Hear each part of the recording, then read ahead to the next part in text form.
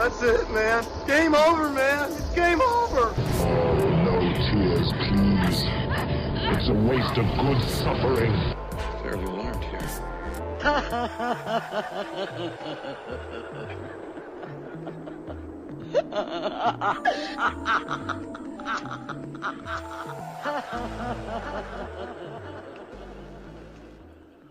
Welcome to MOTN Reviews. This is Masters of the Nerdiverse Reviews, where we take a look at some of cinema's most shiniest supernovas and some that are not so brightly lit. This turtle van of a podcast can be found on iTunes, Stitcher, Spreaker, SoundCloud, YouTube, iHeart, Google Play, and Spotify. I'm, of course, your host, Mike G. And back on the podcast is the man himself. He does guarantee Ozzy Austin. Oh boy, it's real good to be back here, kids. Oh yeah, I'm gonna get down to the sewers of the muck where I live. The muck man, you sound like Leatherhead, dude, from Turtles lore, dog. Leatherhead. There's a lot of Turtles lore out there, that's kind of a little off-putting, you know what I mean? It's a lot of Turtles lore, dog. There's too much. The trans-dimensional traveling is a little, daunting in the face of this freaking movie we watched today. This movie kind of tears all that away, doesn't it? This movie's oh, hey, here's some vigilante justice. And in, the freaking comics and animated series, it's travel the universe and save us from Earthrealm. Save us from Krang and his Terradrome. Tears all that crap away, dude. All that stuff doesn't exist. Remember that time that Splinter and all the turtles were actually just a bunch of Japanese samurai who got reincarnated? Yeah. Kevin Eastman. Remember that time there was a female turtle and they powered up the Power Rangers? Yeah. Phyllis de Milo. That was something. Speaking of which, weird scaly moment right there. That's the scaliest moment, dude. Oh, geez, I was going to say something gnarly. Let's go into what we're talking about. Turtle tits into anything kids-oriented. It gets scaly and weird right away. Oh, no. The snake, amphibian or reptile of the female gender have to have it, dog. It's a comic book / anime / cartoon eventuality, dog. We have no say in such matters. No say. All that good space for the eggs. All the, for the gestation. Oh, God, I just made myself shiver. It's going to be that kind of episode, guys. We're reviewing 1990's own, directed by Steve Barrow, Teenage Mutant Ninja Turtles, dude. So for reference, this movie came up before I was sentient. A glimmer in my father's eye. But this movie shaped a lot of the frickin' 90s. This movie is my life, Doug. This movie is just Mike G, dude. There was a time on the Earth when the Ninja Turtles were legit the most powerful beings on the planet. It's in that weird space between Michael Jackson and Michael Jordan. You know what I mean? Where it's that's one way to put it, because it's in just raw popularity. The Turtles were everywhere, dude. You couldn't escape it. You had the video games, which are so many I just love. You have the cartoons, the comics, the toys, the commercials, man. God, I remember the tours. Yeah, exactly. I remember getting a shot as a kid. I was 5 years old. And my dad said, if you don't cry, we'll go get a Ninja Turtles figure after all this. Yep. And I got mine. I got my freaking figure. It was great. Dude, I remember as a kid, when the Gen 1 Ninja Turtle toys, everyone had to get their favorite turtle, right? Because no one can afford just having all 4 of them, man. You know what I mean? Who has the money for that? Your parents aren't going to do that. So you figure out your favorite real early in life. You stick with that favorite and will kill for them for the rest of your life, dude. So everyone has their definitive favorite turtle, and everyone is bloody, will fight you to the death in the honor of their turtle.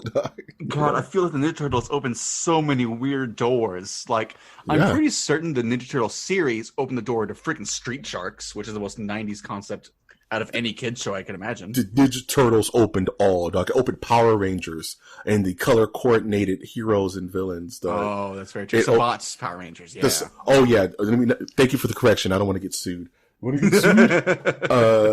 I'm saying? The Ninja Turtles opened so many weird doors. Like you said, the Street Sharks. and the Mighty Ducks, Gargoyles, pretty much all of Disney's teen initiative was kind of initiated by 1980s, 1990s. Teenage Mutant Ninja Turtles. Ninja Turtles arcade game was one of the first games you could play with 4 people. And you would literally put kids in headlocks because they were locked on your turtle. It was like, no, you get off, Michelangelo. He's like, no, he's my favorite though. And the kid's just gonna get choked out because you're gonna play as your turtle, man. You know what? I was watching this movie today, and you know what? Really obscure 1990s movie. This film just like projected straight into my deep subconscious. Warriors of Virtue. You ever hear that one? Yes, Warriors of Virtue with the kangaroo men, dog. What in the living hell was that dude? Movie? There was a weird kangaroo boom in like the 90s, 2000s. Remember Tank Girl, dog? Ice-T was Kangaroo Jack. Kangaroo Jack. There was a weird kangaroo like initiative back in the day, dude. What was that scary. about? It was a little scary, honestly. I didn't want to go down to Australia. Warriors of Virtue. Speaking of the Warriors of Virtue, and this is a good segue into kind of what really stuck with this movie for me, like my memories, is that the costumes are so god tier, dude. Like as a kid, I thought they were real. I thought like, okay, I'm in California. The Ninja Turtles are living in New York right now, doing their thing, and they just happened. It was like a documentary. Teenage Mutant Ninja Turtles was a documentary when I was a little kid, dude. Like you couldn't convince me otherwise. Well, I will say it's weird how limber those actors could really get in those costumes. Like they actually do flips and kicks and whatnot. It's like that's weird. But yeah, trained martial artists under the suits. All the voices were done. Was done in post. Yeah. In post. So in the suits were just so well done that the most technical thing about it was the face. So any shot where the face didn't have to move, they were just jumping around, flipping, doing actual acrobatics in these suits, man. Oh yeah. Which made it, you know what I mean? And before CG, there's just so much. Like you could tell the difference between the suit people that were the Ninja Turtles and then the animatronic that was Splinter. Sorry. Yeah, 100%. Because we weren't there yet, unless they wanted to get some weird like the body double for like the creature in Wreck. You want to get some real like super skinny like a contortionist or something. But yeah, it was night and day. Like Splinter wasn't the greatest. Splinter doesn't age well in none of the Turtles movies. Now that I think about it, Splinter is hard to good looking right, man. I mean, there's some in this movie that doesn't age very well in the first place, to be frank. But a lot. I'm not gonna. This is no perfect movie. I make no allusions to that. But you can't tell me. Yeah. So, I'm sorry, but I will say, out of the 3 that came out, I would put number 2 right above this one, just because it's more crazy, but in a good way. Yes, I mean the Turtles trilogy is awesome. Even 3 is not the best. It goes, in my opinion, it goes 2, 1, 3, 100%. I back you down. I back you on that. Because I love 2, like Secret of the Ooze. The only reason I wanted to do this one is because I haven't seen this one in a long time. You know what I mean? And this movie, funny enough, is way more thoughtful and more kind of focused than 2 or 3. They have things to say in this movie. Funny enough, you know what I mean? There's themes and serious dramatic beats, man. In this movie about giant mutant turtles, dude. It's really amazing seeing how much is in there, honestly. Just, oh my God. Dude, like, I know for this podcast, we're no longer kind of doing beat for beat. We're just kind of giving our general impressions and moments that we really love. But I just love everything about this movie. I love its playfulness. I love its attitude. I love when it's serious. I love the supporting cast. I love April O'Neil. She brings a lot to the movie. She grounds it, when things are kind of a little too fantastical, but it also makes the Turtles look even more real because she's in the shot with them. You know what I mean? But here, why the Turtles so horny for April? Because April is the hottest and the most beautiful and the smartest, and she can't be defeated. It's April O'Neil, man. It's April, dude. But they're turtles. They shouldn't be this horny. They're not. There's only a couple of them that are super on April O'Neil, and that's Raph and Mikey. Leonardo and Donatello couldn't be bothered, man. Couldn't be bothered, Doug. I know, and they're decent because of that, but they're just like, oh, I'm gonna breed outside of my species, gonna use my Dude, what species? There's no other like turtle. Venus de Milo's not exist yet, you know.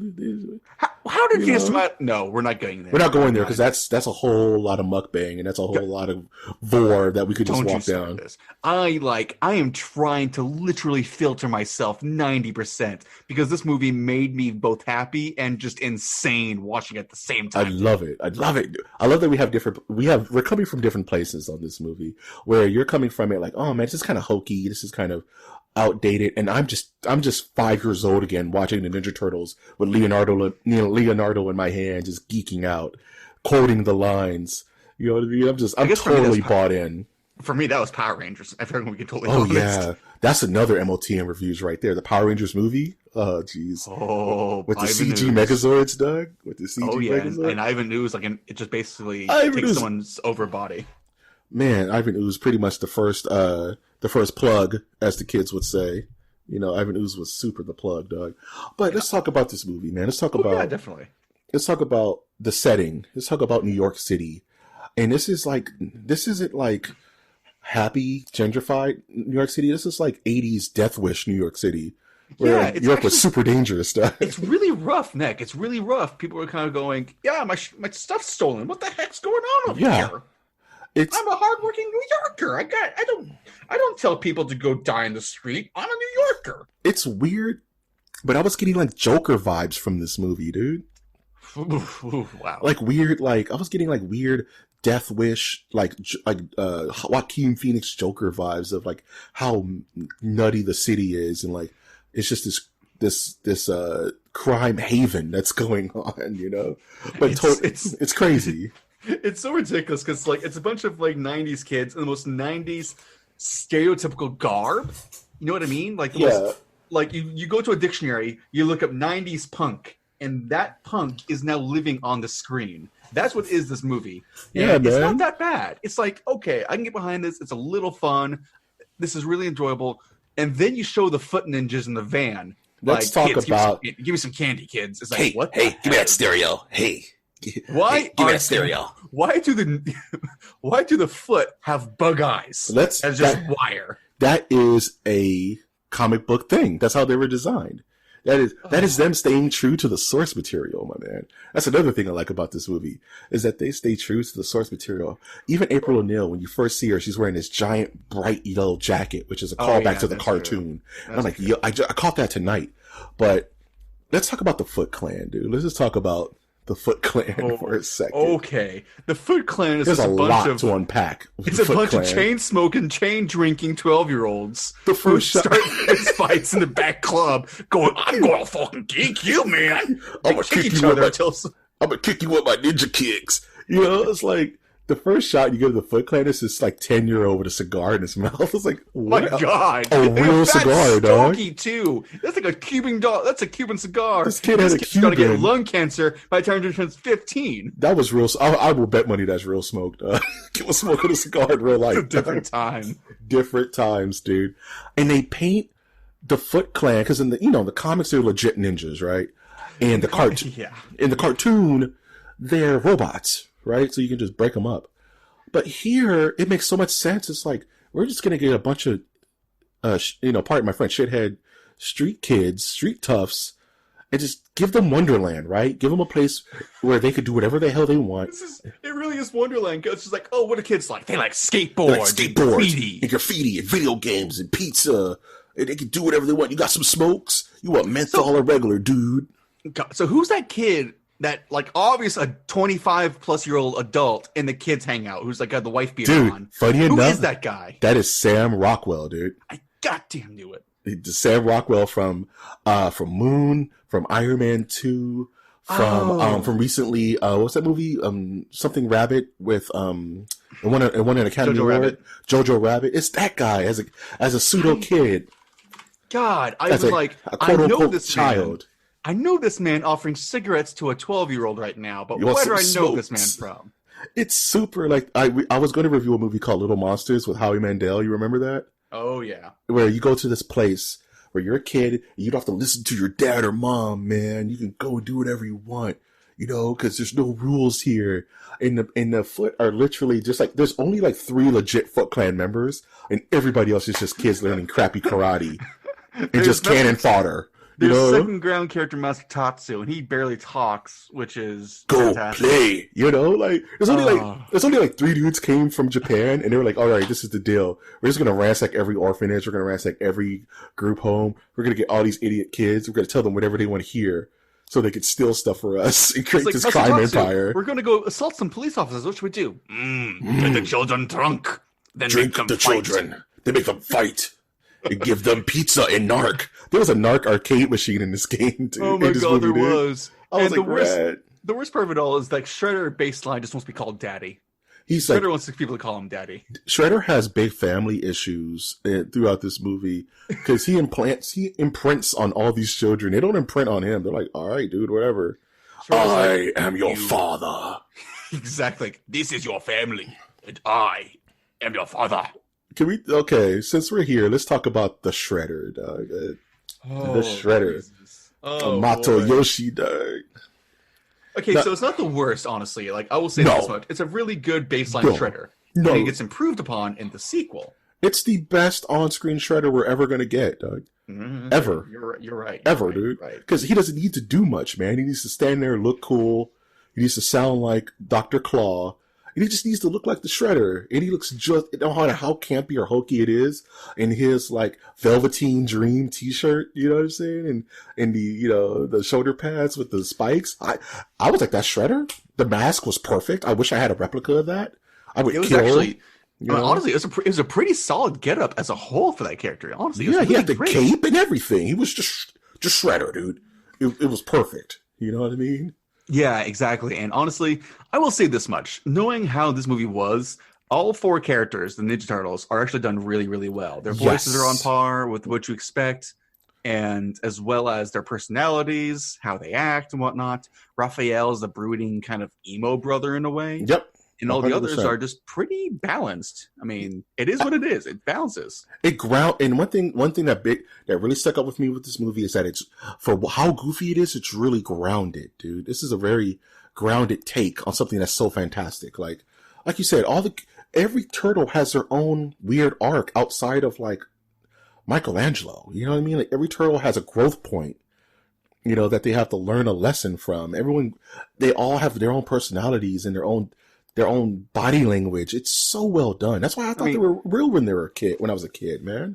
I mean, Donatello and Mikey, all they do is just crack jokes the entire time. That's what they're there for. It is honestly the Raphael show. The movie's about the growth of Raphael, kind of. Yeah, and even the growth of Leo to an extent.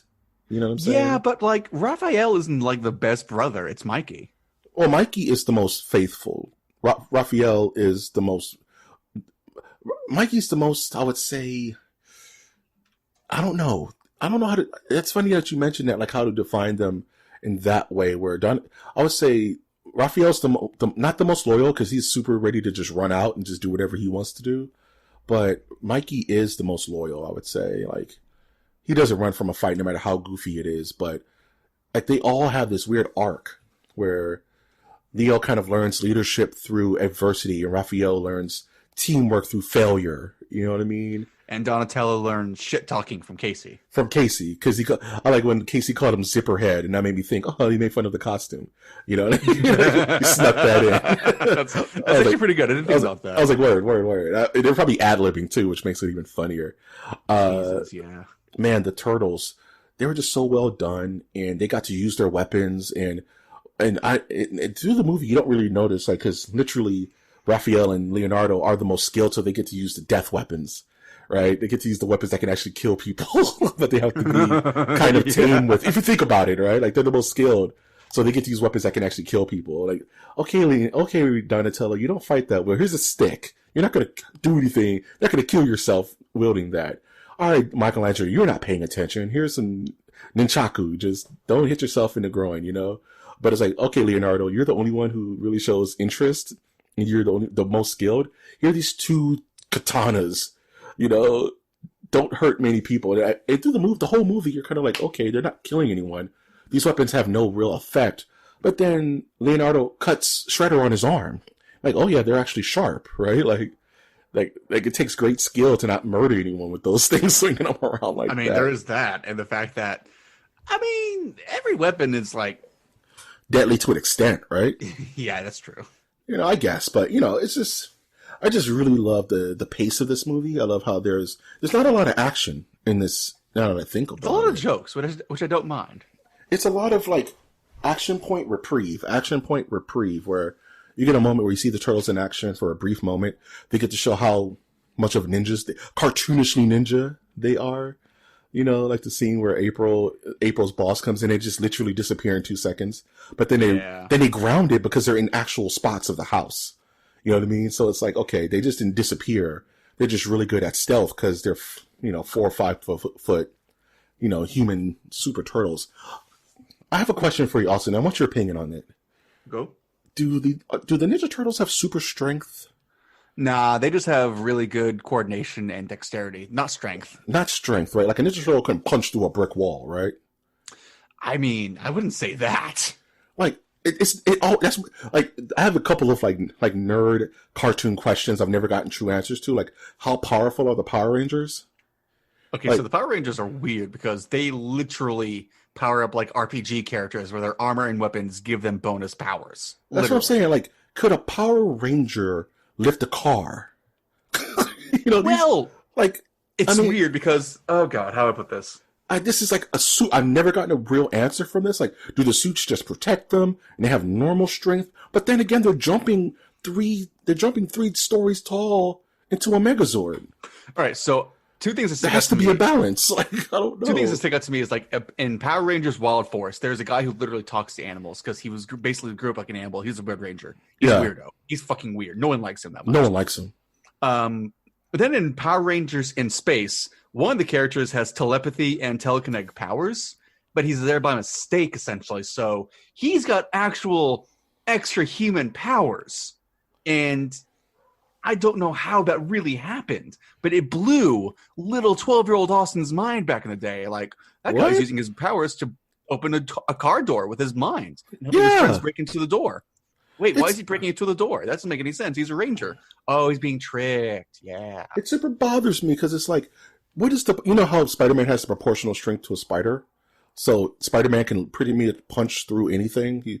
Secretly, Spider-Man's ultra strong. He just doesn't really use it like that. He always holds back because Otto Octavius took over his body one time, didn't hold back, and he punched the Scorpion's head off. Clean. Yeah, he just literally like Kano punched a guy in the heart. Like, oh, Spider-Man's really just strong, huh?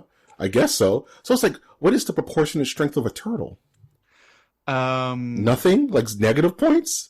I guess they're just common. They have a big shell that's really hard to kill. Or is it like, are turtles like sloths where they're secretly ultra strong? I'm just going to say that they have the best possible defense ever. Their superpower is they're basically bulletproof. I would think that they have like Captain America level strength, dexterity. Like they're perfectly balanced. Right? So it's like the most possible limit that they could have, essentially. They're at the possible peak of human perfection when it comes to like strength, speed, balance, and it fluctuates between how much they care about the fight, because the Ninja Turtles don't really fight seriously ever, right? They're all goofing around, but they're just winning effortlessly, like Dante from Devil May Cry. Like the Ninja Turtles never fight seriously. That's a good thing because the movie doesn't take itself seriously when you have product placements everywhere, kind of like Domino's Pizza, Burger King, Whoppers, Critters movie. The Critters. He's like, how do you make this stuff up? It's like, is that like an inside joke for the studio? Did they make Critters as well? I'm kind of curious. I'm kind of curious about the background of that. Another thing that was cool about this movie as a kid was that there was cursing. Raphael was cursing all over the damn. And I was thinking, like, is Raphael empathic? Does he have high sensory emotions? Because he's very melodramatic in this movie. I think he's the most. He's melodramatic through the whole series. I think he's the most sensitive of his brothers towards other people's emotions. I think he's like the most introspective. And that's why he's always so angry. That's why he's always so angry, and that's why he's always so passionate about everything. Like, I think Raphael is the most insightful. That's why Splinter had to sit him down and be like, "Look, man, you got a little bit of a temper on you, and I've been trying literally since you were born to figure it out. you're not helping me out, man. You need to chill. You know, Raphael's like, whatever, I'm gonna pout and dress up like Cagney and Lacey. Exactly. I will say the funniest moment for this entire movie was unintentional. It's whenever Raphael gets beat to hell and they're arresting him at a farmhouse off the city. And he's, instead of a bed, he's in a freaking bathtub. Let's talk about the farm, dude. So he's just in a bathtub, like, oh, I'm drunk, guys. So I get some 5 days. The bed was taken, man. You know, April O'Neil had to have a bed, and Casey Jones needed a bed, dog. That's it. 2 beds. Dog. Oh man, humans suck. Humans are so insensitive. So they're off the cusp of this giant battle where Raphael pretty much fights a horde of Foot Clan by himself before the fight even starts. Right? They escape with the skin of their teeth. Raphael's in a coma, pretty much. And they go to this farmhouse in the middle of this children's action movie, and it has a completely retrospective moment. You know, they slow everything down, and they start going into these monologues about how the turtles deal with grief and how they deal with failure. It's like, what is happening right now? It's like, oh, they don't have any pizza today. They cried. 5 streams of tears. 5 turtle tears. Leonardo doesn't leave Raphael's side where Donatello's found new friends. And me being an artist, I love when April was drawing the turtles. I was like, I want to draw that when I get home. I want to draw that now. I love that. That's that moment of the movie, you know? Meanwhile, Casey's kind of going here like, hey, Toots, classic sexism. You want to kiss my face? I'll suck on your neck. I hate Casey Jones. There's 2 characters I hate in this movie. There's 2 characters. I hate Casey Jones because he's just the typical, you know, like you said, some things didn't age well, and one of them's Casey Jones. Casey Jones does better in the comics and in the cartoons when he's more modernized. Because, man, he's got that really weird, like, brutally masculine sexism going on. Brutally sexist, you know, kind of like women are objects kind of thing. Hey, Toots, sweetie. Princess. Sweet cheeks. And April's not having any of it, dog. But she gives in eventually. So it's like, what the hell? What does that teach people, man? It teaches that if you hate somebody enough, you will eventually want to make babies with them. If you are tsundere to a point of exhaustion, eventually it caves. Eventually tsundere caves, this is dude. God-awful relationship advice. Eventually, if you work at it for decades, it will cave. That's like telling a couple, like, hey, you want to have a saved marriage? Go have a kid. Oh, man, because that saves marriages. Anyway. The only other character I legit hate in this movie is Danny. He serves no purpose. The conflicted self-insert of this damn movie.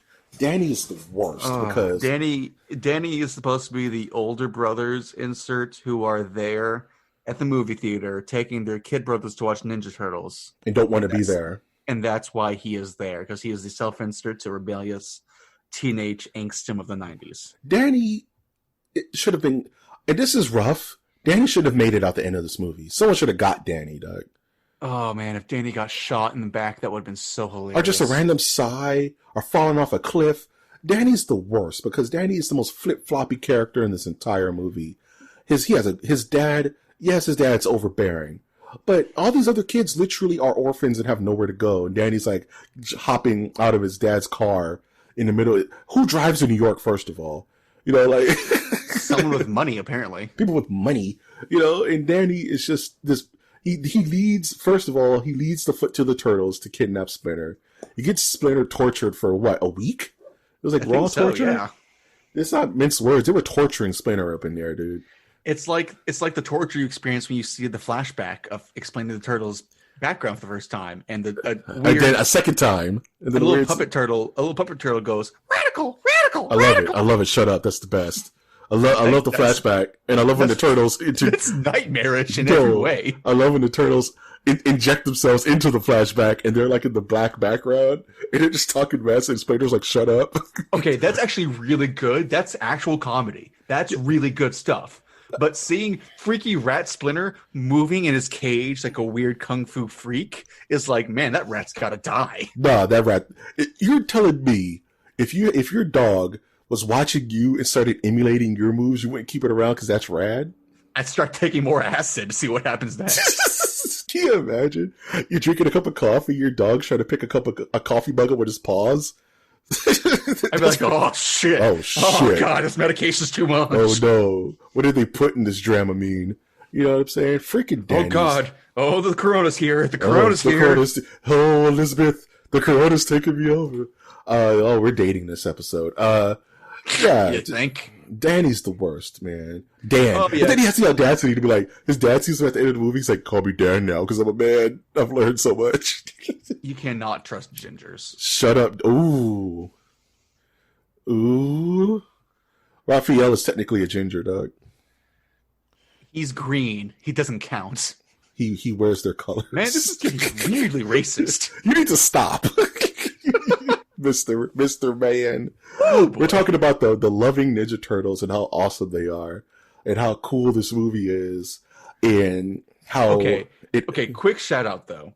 Splinter got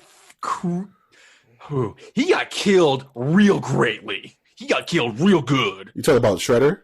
Yeah, he got killed like a freaking oh my god. Shredder he got killed like an aluminum can. I wasn't expecting that. Like Shredder literally got Mortal Kombat fatality. Dude, he got a stage fatal. You know what I'm saying? Just deliberately just murdered a man.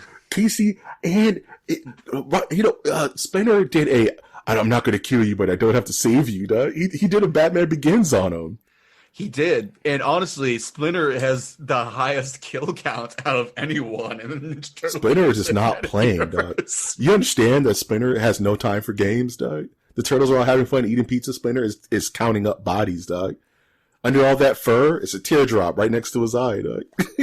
Oh my god! I mean, there's a lot of things in Splinter's fur by the end of the movie. I think a lot of it's blood. Legit. Casey Jones killed Splinter. Killed Shredder, dog. Oh my he was god, like, oops, and he pulled the trash compactor knowing it would cause death, dog. This movie really does teach kids. Whenever you want to get rid of your problems, you murder them. You murder it. You punch it, dude. Oh, Jesus Christ, this movie is so great. It. I love this movie, dude. It's the best. It's literally, it's so, has so much plot armor and like so much nostalgia armor. There's nothing wrong with this movie to me. I know it's deeply flawed. I know, but I can't allow myself to say truthfully that it's bad because it's the best movie ever. I mean, little things here and there make it so fantastic. Like whenever a foot ninja tries to come up and attack Mikey from behind, he ducks his head into a shell, turns back and knocks the guy out and says, God, I love being a turtle. It's the best, dude. And it's actually, that's a good moment. That's a great moment. They do moments from the comics. They do moments from the games. They do the shell shock where they take their shell and smash it against the dude. He's like, oh man, he must have got a shell shock. As a kid, I geeked out. I was like, that they did the thing. Yeah, you would die. The thing is, the Turtles are Captain America. Imagine 3 Captain Americas, or 4 rather, smashing their shells into you at the same time. You're just gonna explode. Ooh, boy, that'd be some traumatic fatality.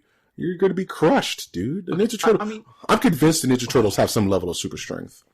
I could see it, but it's. I mean, there's also that thing where apparently the ooze that made the Turtles also was the ooze that made Daredevil. So yeah, I love that, and that's why they call it the foot, because Daredevil fought the hand. I never made that connection. Holy crap. Man, the whole body's out there somewhere. So I will say, like the connection between what the Ninja Turtles had for the source material, the comics, and mostly the cartoon, honestly. It's better than you get from other movies in the 90s with their source material, like Spawn. It's the best. Or The Mask. The Ninja Turtles series is the most closest, outside of the stuff we get now, because everything's source material now, right? Everything's pretty close to the comic. But back then, that wasn't having it, man. It was Batman and it was Ninja Turtles and Superman were the closest things to the source material. Because back then, the directors didn't care. They just wanted the name. And they made whatever they wanted to make, you know? Like Steel and like Punisher and like all these horrible quote-unquote superhero movies that had nothing to do with the source material.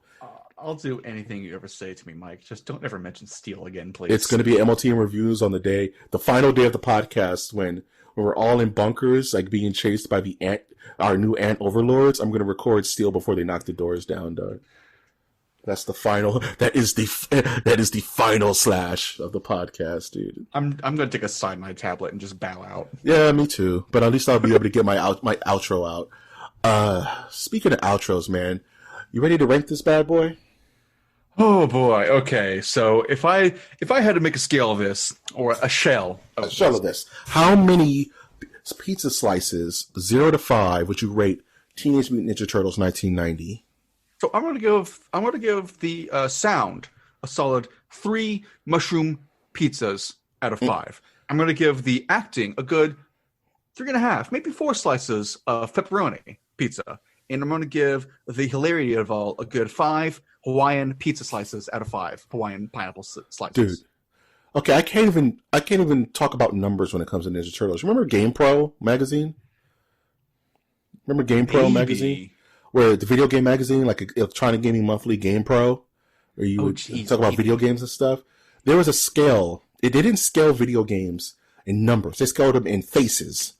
And you would have like the sad face if it was a boring game, a kind of a smile when it was an okay game. But the highest rating was a picture of this character losing its mind, and it's just a red image of a face screaming at you. This game is you know, you have to find it, Austin. It's awesome. Look up the GamePro rating scale. That being said, I give Teenage Mutant Ninja Turtles 1990. I give it a red GamePro crazy man face out of faces. I love this movie is bulletproof to me. Like there were Ninja Turtle pies when I was a kid, like these moon pies with green gel in them, and if you ate them, you got temporary superpowers, dude. Oh Jesus! It's like the Shrek green ketchup from the 2000s. Dude, me and my friends would wear different colored sweaters because when we would play Ninja Turtles outside, we would pick our turtle. We would show up to school, and I would wear my blue sweater because I was Leonardo, and I'll grab 2 sticks off the tree and have my swords, and my buddy would wear his organ sweater because he was Michelangelo. In the 8th grade, would dress as Shredder, and we would just try to fight him, but he was too strong. I love the Ninja Turtles. I used to throw firecrackers down to the sewer drain and felt the vibrations on my feet. That works too.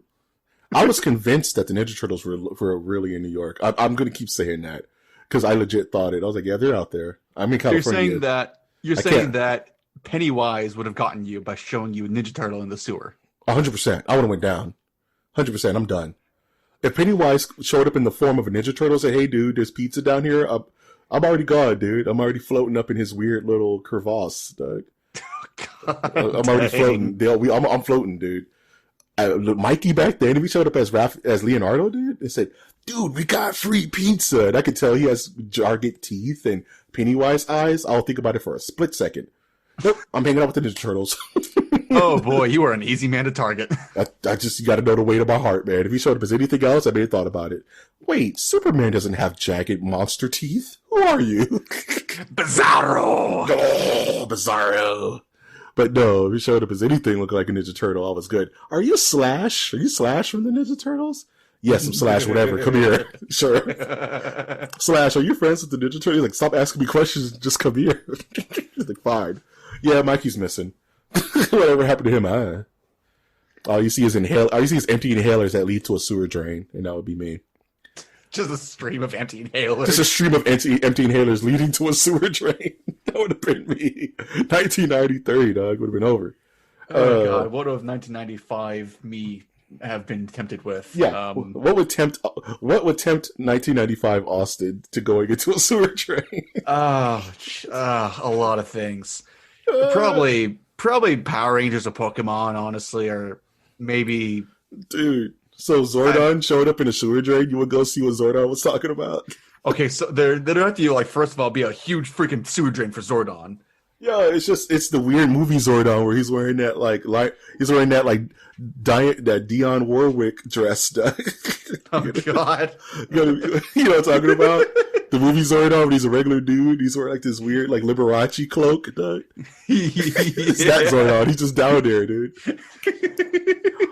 Just the old man in the bed who's dying. The old man in the bed who's dying. He's like, Austin, I need you to help me find the power crystals. Come, my racially diversified children, based on skin color and Power Rangers. Palette colors and tone and temperament, come to me in my basement. Hey Zordon, why am I the Black Ranger? So don't worry about it. You belong there. It was your station. You've always been the Black Ranger. You are my little Mokolotto child. Oh my God, we're moving on. That was it. That was it. There you have it, ladies and gentlemen. Better than like the one ranger who went to become a porn star. Well, we all have to eat, don't we? He ate dick. Now I gotta make this explicit. I wanted to have kids listen to this. No, just bleep that part out. Just bleep that part out. It's fine. No. That's not the MOTN way. Okay. Well, if I'd known that, I would have been really explicit. Like, why are these fucking turtles so cum hungry for April O'Neil? We already explained that, man. No, they're like that. sexualizing the TV. Like they're this close to just humping the freaking TV as they see her on it. Okay, there's another thing I want to point out. The Ninja Turtles are like 13 in this movie. They're like 14, 15, right? Yep. They had the opening of this movie was their very first night out. This is not some, we've been Ninja Turtling it up for like 5 years. We're super masters at this. No, they didn't know what they were doing. What's a teenage reptile even do? Is like, I don't have wet dreams. I just have, What are turtles? I don't know. All I know is there's that one turtle that repopularized his entire bloodline, his entire species by himself. That's what the Ninja Turtles do. I do know turtles mate by biting each other's neck. Like the male bites the female's neck. That's fine. We do that too. Yeah. Oh. Yeah. Well, apparently turtles also have penises the length of their entire bodies. Well, there's No. Well, you can't say anything to that. Well, I can't. And on that note, where can we find you, Austin? I mean, I guess you can find me on this shambling corpse of a podcast every once in a while. Yeah. Find me on Austin Aussie on Twitter and Twitch and whatnot eventually, sometimes, whenever we get over the Rona and get back to playing games again eventually. And get back to having fun again, damn it. Yeah, because it's actually surprisingly how busy you get after everyone wants to talk to you during the coronavirus pandemic. Oh, yeah. We're all going to turn to turtles. If you want more of this beautifully deranged content, you can always go to our website, which is mastersofnerdiversecast.com, where you have an archive of all of our episodes dating back to the first episode where Michael was literally talking into the abyss.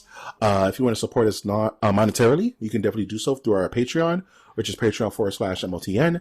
And if you want to support us non-monetarily, you can always do so by liking our content, by subscribing to our channels, and by commenting on our episodes, because feedback is important. This is hey guys. Yeah. Hey, if y'all pay money to the podcast, explicitly telling me to go do something, I will do it because I am a cheap whore of a man. He will do it. Austin, I've seen him do weirder things, dude. You should have saw what he sent me for Christmas. It was amazing. But there was a secret in it that I didn't know until like months later. Exactly. Yeah. That secret is shame. If this is your very first time listening to this podcast, I want to say hello and welcome you to the Nerdiverse. Thank you, Austin, for joining me on this episode. This has been quite a ride. Oh, man, I can't wait till we find the next podcast episode to be a part of one day. Oh, one day we're back to normal. God, watch me fucking Warriors of Virtue or some... Yeah, go watch Warriors of Tyr and Og, dog. Have fun with that. Do you know Guardians of Cthulhu's on Netflix? Really? Yeah. Guess I know what we're watching next. Definitely thank you for listening. And as always, I would like to ask you to look towards the skies. Look towards those skis.